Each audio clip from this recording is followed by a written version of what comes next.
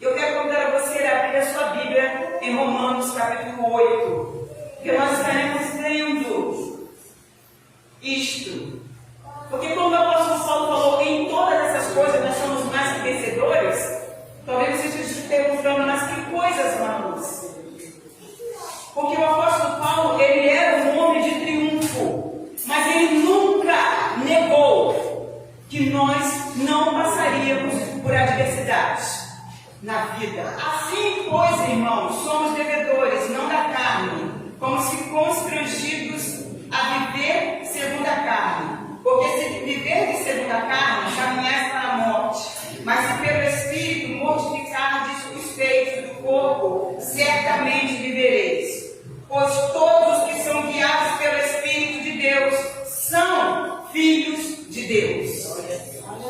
Todos os que são guiados pelo Espírito de Deus é filho de Deus. E ele fala lá aos Efésios: esforçai-vos para preservar isso, essa unidade do Espírito Santo, essa unidade de ser guiado pelo Espírito Santo, de ouvir a voz do Espírito Santo, de estar conectado ao Espírito Santo. Porque todos os que são guiados pelo Espírito de Deus, esses são filhos de Deus.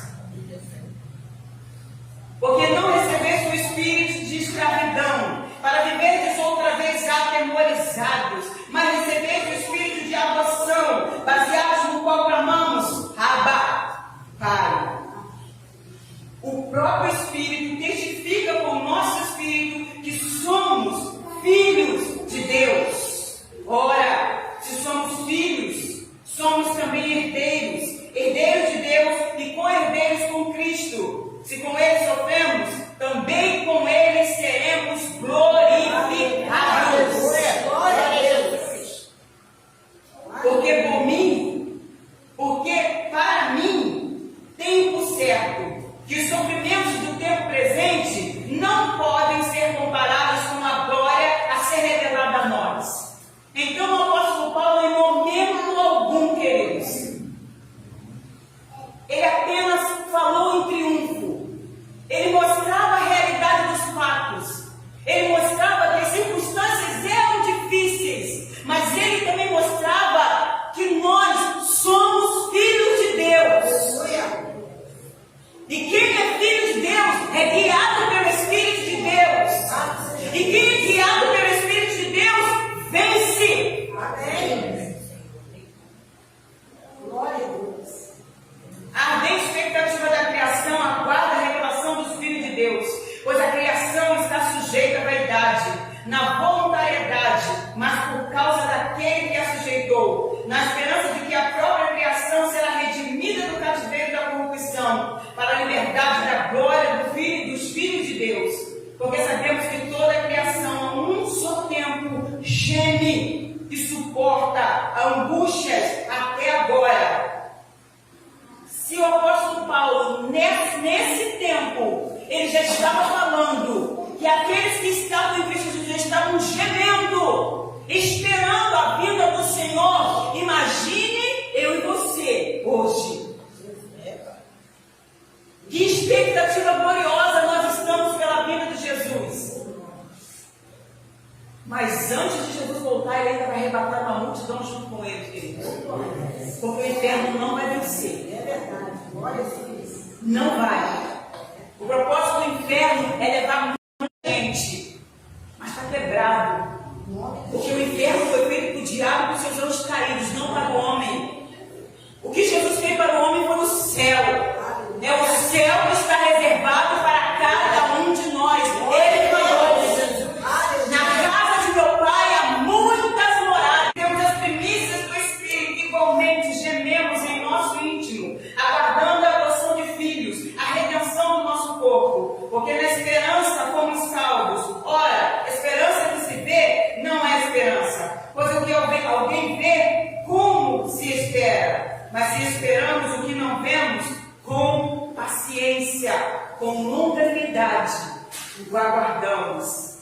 Também o Espírito, semelhantemente, nos assiste em nossa fraqueza, porque não sabemos orar como convém. Mas o mesmo Espírito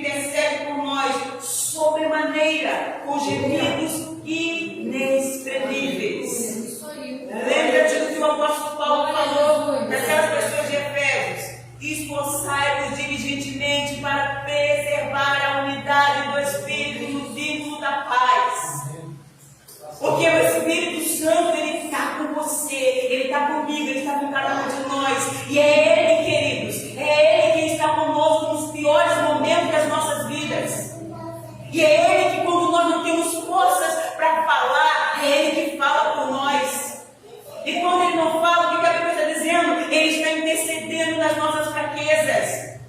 O Espírito Santo, ele geme com gemidos inexprimíveis ao Senhor em favor de nós. Se está difícil para você, acredite, está difícil para o Espírito Santo também, porque ele está junto com você nisso. Ele segura firme com você nessa luta, nessa dificuldade, nessa adversidade que você está passando, que eu não sei qual é, mas ele sabe. Mas você precisa crer, nós precisamos crer nisso, queridos. E aquele que soma os corações sabe qual é a mente do Espírito, porque segundo a vontade de Deus é que ele intercede pelos santos.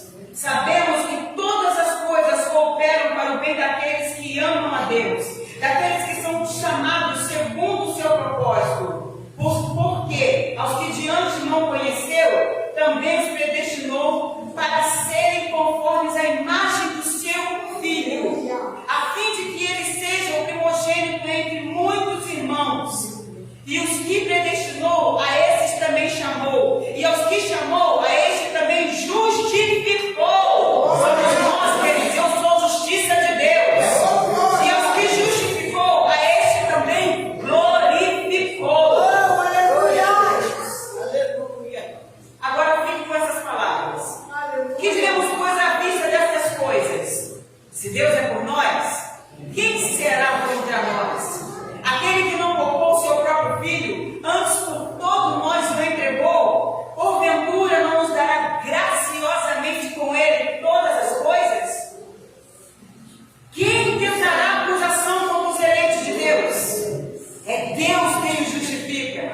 Quem os condenará? É Cristo Jesus que morreu? Ou antes quem o ressuscitou? O qual está à direita de Deus? Ou antes quem ressuscitou? O qual está à direita de Deus, que também intercede por nós. Quem nos separará do amor de Cristo?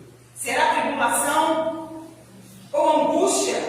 Ou perseguição? Ou fome? Ou nudez? Ou perigo? Ou espada? Como está escrito, por amor de ti, somos entregues à morte o dia todo. Fomos considerados como ovelha para o matadouro.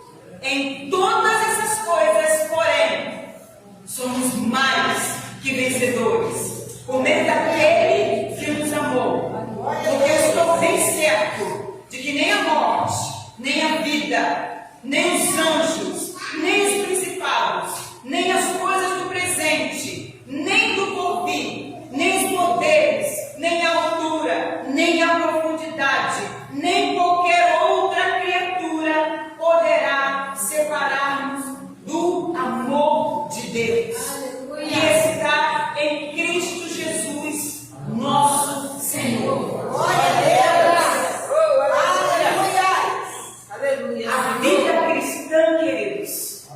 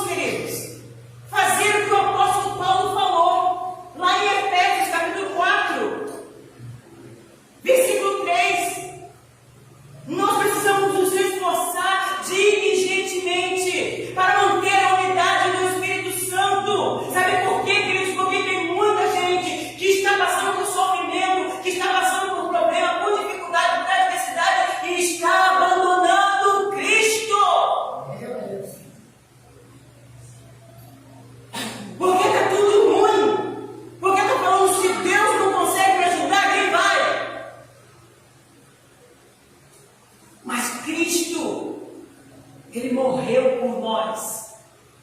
E se Ele morreu por nós, queridos, se Ele entregou a sua própria vida por nós, será que Ele não pode fazer muito mais? Será que Ele não pode nos dar muito